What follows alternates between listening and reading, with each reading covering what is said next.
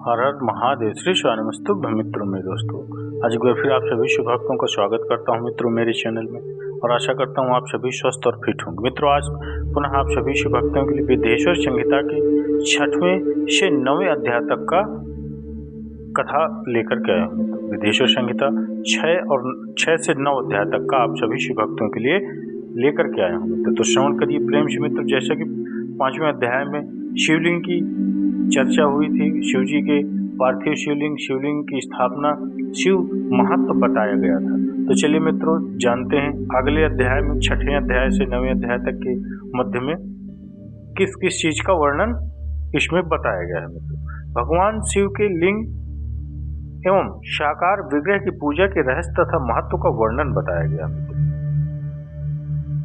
सूत जी कहते हैं, शौनक जो श्रवण, कीर्तन और मनन इन तीनों साधनों के अनुष्ठान में समर्थ ना हो, वह भगवान शंकर के लिंग एवं मूर्ति की स्थापना करके नित्य उनकी पूजा करे, जो संसार सागर से पार हो सकता है।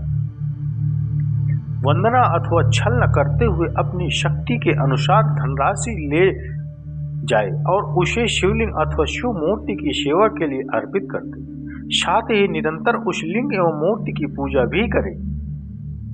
उसके लिए भक्ति भाव से मंडप, गोपुन, तीर्थ, मठ एवं क्षेत्र की स्थापना करे तथा उत्सव रचाए। वस्त्र, गंध, पुष्प, धूप, दीप तथा पूजा और शाक आदि व्यंजनों से युक्त भांति भांति के भक्ष्य भोजन अन्न नैवेद्य के रूप में समर्पित करें। छत्र, ध्वजा, व्यंजन, शामर तथा अन्य अग्नोद सहित राजोपचार की भांति सब सामान भगवान शिव के लिंग एवं मूर्ति को चढ़ाएं। प्रदक्षिणा, नमस्कार तथा यथाशक्ति जप करें। आवाहन से लेकर विसर्जन तक सारा कार्य प्रतिदिन भक्ति भाव से संपन्न करें।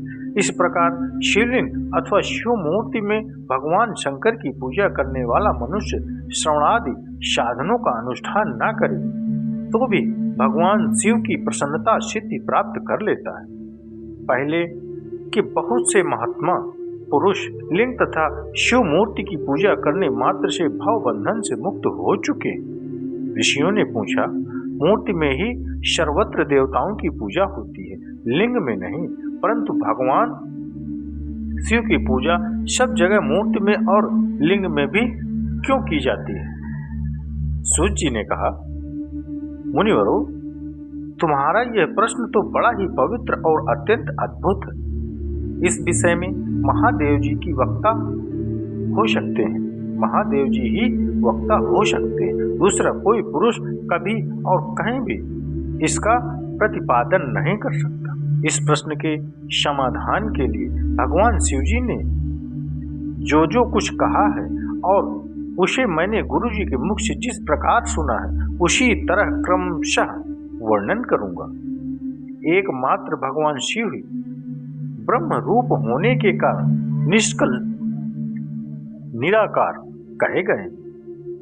रूपवान होने के कारण उन्हें शकल भी कहा गया है, इसलिए वे शकल और निष्कल दोनों हैं। शिव के निष्कल निराकार होने के कारण ही उनकी पूजा का आधारभूत लिंग भी निराकार ही प्राप्त हुआ है, अर्थात शिव के निराकार स्वरूप का प्रतीक है। इसी तरह शिव के शकल या साकार होने के कारण उनकी पूजा का आधारभूत विग्रह साकार प्राप्त होता है, अर्थात शिव का साकार विग्रह उनके साकार स्वरूप का प्रतीक होता है। शकल और अकल समस्त अंग आकार सहित निराकार रूप होने से ही वे ब्रह्म शब्द से कहे जाने वाले परमात्मा हैं। वही कारण है कि सब लोग लिंग यानी निराकार और मूर्ति यानी साकार दोनों में ही सदा भगवान शिव की पूजा करते हैं। शिव से भिन्न जो दूसरे देवता हैं वे साक्षात ब्रह्म नहीं, इसलिए कहीं भी उनके लिए निराकार लिंग नहीं उपलब्ध है। पूर्व काल में बुद्धिमान ब्रह्मपुत्र सनत कुमार मुनि ने मंदराचल पर नंदकेश्वर से इसी प्रकार का प्रश्न किया था।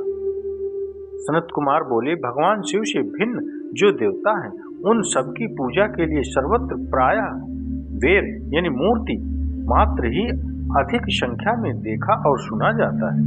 केवल भगवान शिव की ही पूजा में लिंग और वेर दोनों का उपयोग देखने में आता है।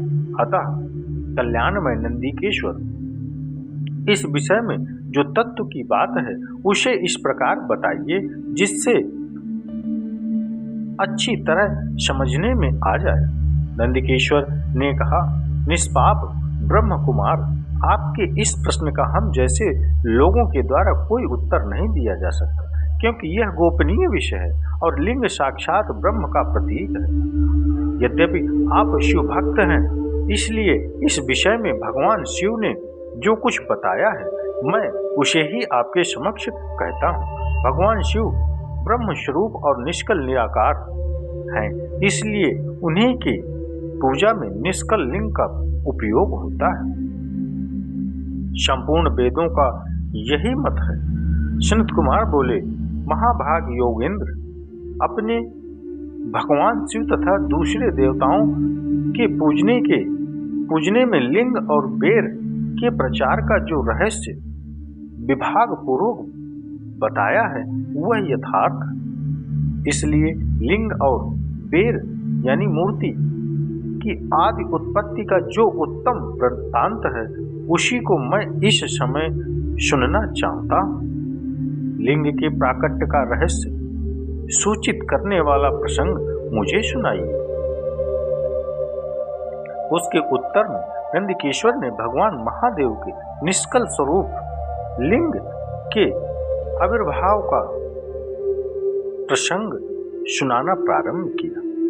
उन्होंने ब्रह्मा तथा विष्णु के विवाद, देवताओं की व्याकुलता एवं चिंता, देवताओं का दैव्य कैलाश शिखर पर गमन, उनके द्वारा चंद्रशेखर महादेव का स्तवन, देवताओं से प्रेरित हुए महादेव जी का ब्रह्म और विष्णु के विवाद स्थल में आगमन तथा दोनों के बीच में निष्कल आदि अंतर्हित भीषण अग्नि स्तंभ के रूप में उनका आविर्भाव आदि प्रसंगों की कथा कही।